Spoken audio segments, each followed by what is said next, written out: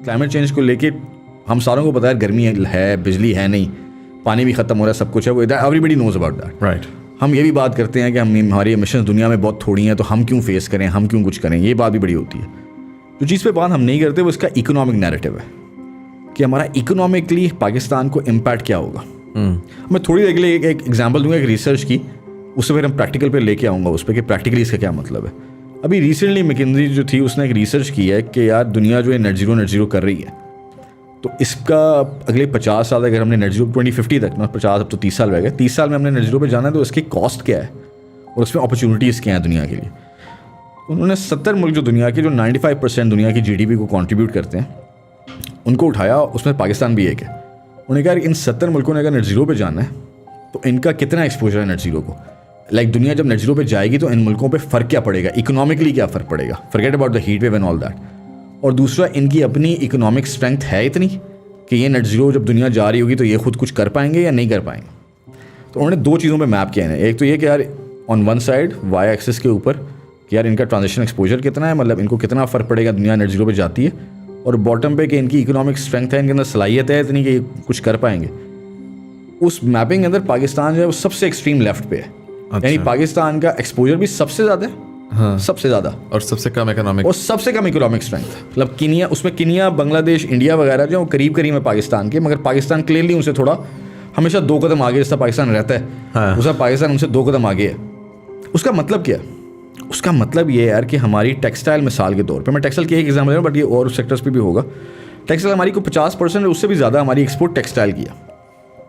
उससे हमारी एग्रीकल्चर भी लिंक्ड है, उससे हमारे केमिकल और डाइस के सेक्टर भी लिंक्ड हैं, उससे हमारी बहुत सारी चीज़ें लिंक्ड हैं टेक्सटाइल सेक्टर से।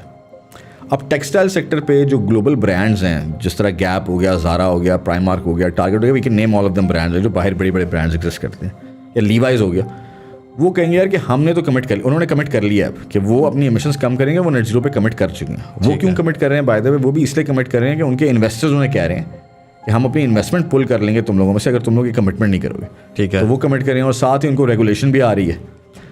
अब पाकिस्तानी अगर नहीं करते एमिशंस कम तो वो अपनी सप्लाई चेन पाकिस्तान से मूव कर देंगे। सिर्फ एक कंपनी से नहीं करेंगे, कमरान साहब से, बल्कि वो जमाल साहब से भी करेंगे, वो असद साहब से भी करेंगे, वो सबसे करेंगे मूव, ठीक है। और वो कहीं और ले जाएंगे अपनी।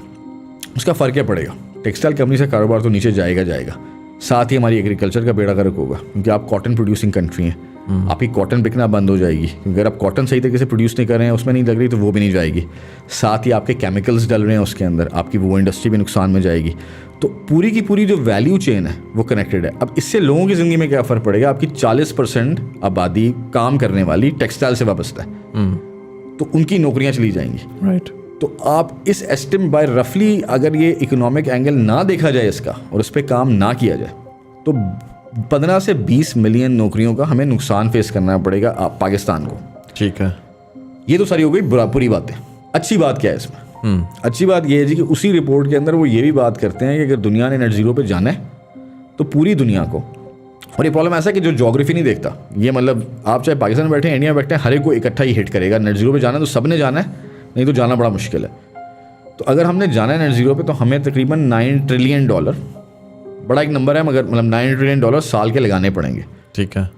वो $9 ट्रिलियन जो है उसका वो सारा पड़ा हुआ है इस टाइम डेवलप कंट्रीज़ पे। अच्छा, उसी मैपिंग में मैं पहले बता रहा था ना आपको, ट्रांजिशन एक्सपोजर के क्या कुव्वत है, उसकी सलाहियत है या नहीं है, और ये उस पर एक कोने पे अगर पाकिस्तान, इंडिया, बांग्लादेश है, तो दूसरे कोने पे स्विट्ज़रलैंड है, US है, UK है, सारी डेवलप कंट्रीज़ है, ठीक है। ये पैसा सारा इनके पास पड़ा हुआ है, मगर ये पैसा अगर यूज़ होगा तो ये ऊपर यूज़ होगा, टॉप लेफ्ट पे।